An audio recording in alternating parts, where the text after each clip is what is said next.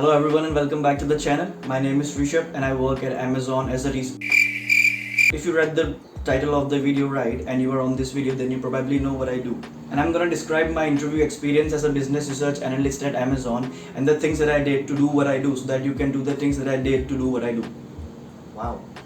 Now before we start with this video, I just want to let you know that I'm not going to be able to describe each and every question, but I will try to give you an idea on how each interview might look like so that you can have a fair understanding and you are well prepared before the obstacles come upon you. So let's get into this.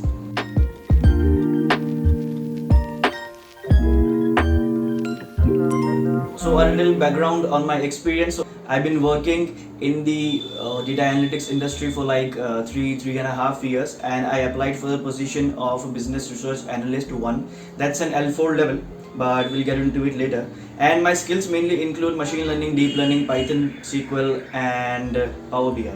That's a skill. So once your resume gets shortlisted, you'll receive an email as well as a call from the recruiter, and the recruiter will describe that your resume has been shortlisted and your interviews will begin shortly.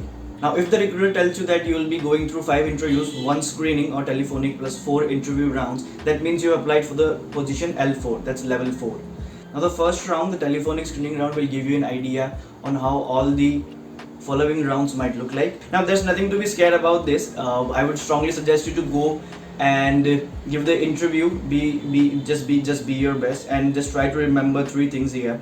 First, they are really serious about the leadership principles and they have a lot of them, a really lot of them. I mean, the last time I went through it, they were like 14 and they were planning to add 2 more.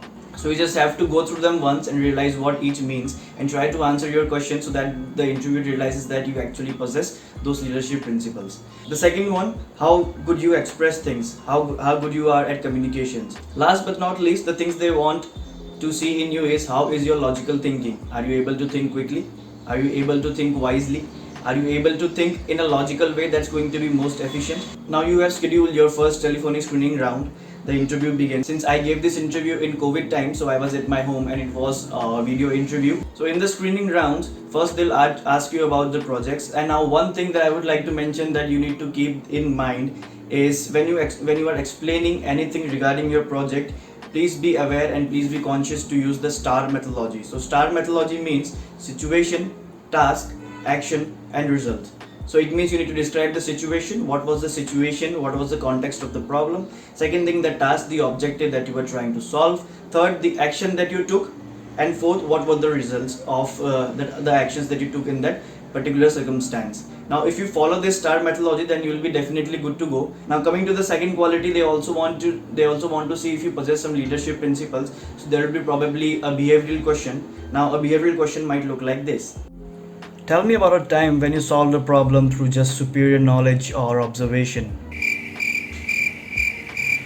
So after you have answered the behavioral question successfully, there will be 1 or 2 coding questions, each from Python and SQL. So they're going to be basic to medium questions and you'll be definitely able to solve them easily. They're not going to be too hard. So once the screening interview is over, you'll definitely hear from the HR in a few days that you have cleared the round and you are good to go for the next interviews. So the next interview scheduled for me was the technical round. Now the order of the interviews might be different. You might face a coding round just going ahead and followed by a leadership round and 2 technical rounds. So starting with the technical interview, they're definitely going ahead and ask you one of the projects. Now again, remember to use the STAR methodology to answer these questions.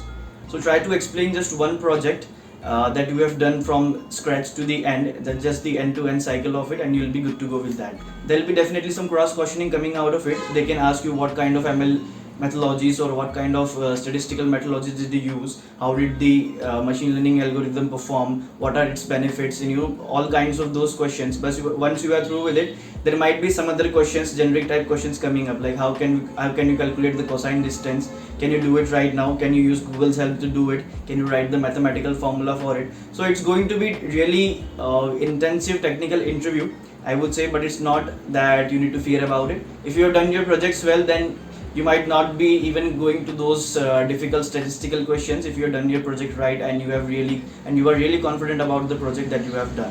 Now once that's over, there will be a second interview scheduled, which would be either again a technical round or a hiring manager round or a coding interview. So for me, it was a hiring manager round. Now the hiring manager round is basically meant to assess the leadership principles, and if the candidate possesses all those leadership qualities. Now Amazon is really serious about their leadership principles.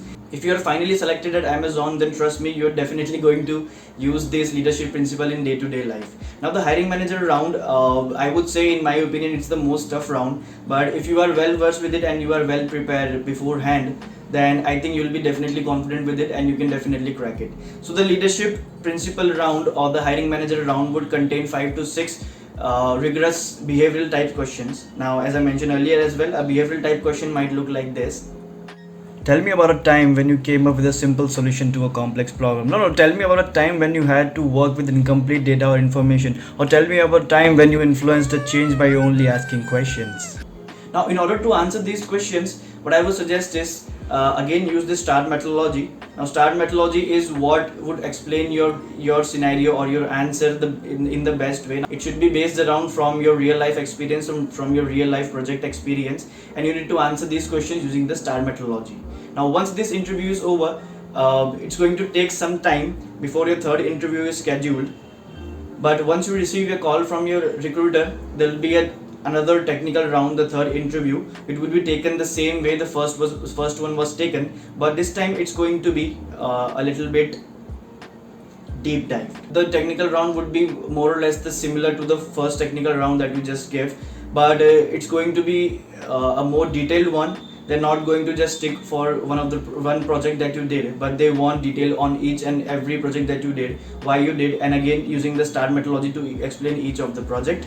And there are going to be a lot of cross questioning coming up, and this time they'll try you to go to the roots of the project, search on how you did things and why you did things. Do you have a deep understanding about all those things? Were everyone aligned of it? Did you fail into this? How did you overcome out of this? What were the benefits? What were the drawbacks? Was there any risk involved? All these questions are going to come up in the technical interview. But again, if you are really well versed with the project that you have done, if you are really aware about all the terminologies, all the machine learning algorithms, all the basics of statistics actually, then you'll be good to go with the third technical round as well. Now coming to the final round that I gave was actually the coding round, and I'm not going to lie, I was really afraid about this because coming to the truth, I'm not good at, I would say, in data structures, algorithms, and general purpose programming. But I'm good at Python and SQL, so I was confident about that. But when everyone hears about Amazon, is they have a really difficult programming interview. They have a really intensive coding interview. You must have data structure. You must know linked list, array, binary trees, this tree, that tree, everything. But it totally depends on the role that you are applying for. Since I was applying for the role of a business research analyst, this didn't actually involve a lot of coding using the data structures, a lot of general purpose programming, but it was mainly based around if you are well versed with Python and if you are well versed with SQL. Again, an hour-long coding session which would include 5 to 6 Python questions and also 5 to 6 SQL questions. So the Python questions would be mainly based around string manipulation, string indexing, array manipulation, just playing with date time, playing with regular expressions and all those things. Now one thing that I would like to suggest and strongly advise is, when you are solving a problem, and even if you already know the answer to the given problem, just don't go directly and start writing the code. It's going to put a negative impact on the interviewer and your candidature might be rejected later. So what I would suggest is, whenever you are thinking, think out loud, so that the interviewer realize that you are thinking something. What's your approach, what's your logical thinking, and once you are finalized to an approach, just ask the interviewer or tell the interviewer that this is the approach that I'm thinking about. I think this should work the best way. Now the interviewer in this round, they are not our enemies. So whenever you explain your approach to them, they might be willing to help you and guide you to the right path. So once you have your approach finalized, start typing the code. Take your time, do not rush into anything, and you don't need to come up with a perfect solution at once. You can come up with the worst solution possible. I mean, the solution should be working. If you can come up with the worst solution possible and try to optimize it later if the interviewer asks you to do so. But again, keep in mind, try to explain your process, try to explain your thoughts, tell them what you are thinking, and then go into the implementation part. Now once you have completed the Python questions, it comes to some 5 or 6 SQL questions. Now these SQL questions are from easy to advanced, and the main things that they are trying to focus upon is how good are you at joins. inner joins, left joins, outer joins. How good are you at window functions? Definitely more than 50% of the questions asked in the SQL round would be based upon window functions. And another possibility that the types of question you would see would be based around common table expressions or subqueries and all those things. Again, the same way you approach these questions is you just think out loud, tell them your approach that I'm trying to do this. Now once you are done with all these rounds, once the coding round is completed, all the technical rounds are completed, you'll definitely have a hear back from your recruiter, and he'll tell you that now all the interviewers are going to sit in a debrief meeting, and they're going to decide if they are going to give you this position, if they are going to give you an offer. Now this might take a lot of time, this might take even weeks. In my case, it took 2 weeks for the recruiter to come back to me and give me the offer letter. But yeah, Amazon is a huge company and things take time. So the complete process might take around 2 months at most. It might take some more time as well, but on the average the time taken is around 2 months. And once you have the offer letter, you don't need anything. You have the offer letter. Why are we still on this video? Okay, if you enjoyed this video and if you learned something and somehow my interview experience helps you get landed into a business research analyst position at Amazon, you can definitely send your thank yous to me as gifts at this address. शैतान गली खतरा महल अंदर नगर और शमशान के सामने. Thanks for watching. I hope this was helpful. If you have any further questions, make sure to comment down. I'll try to answer as much as possible. You can also send me some questions on my LinkedIn profile, which I would put down in the comment section. I hope this helps. Have a nice day. Thank you. Bye bye.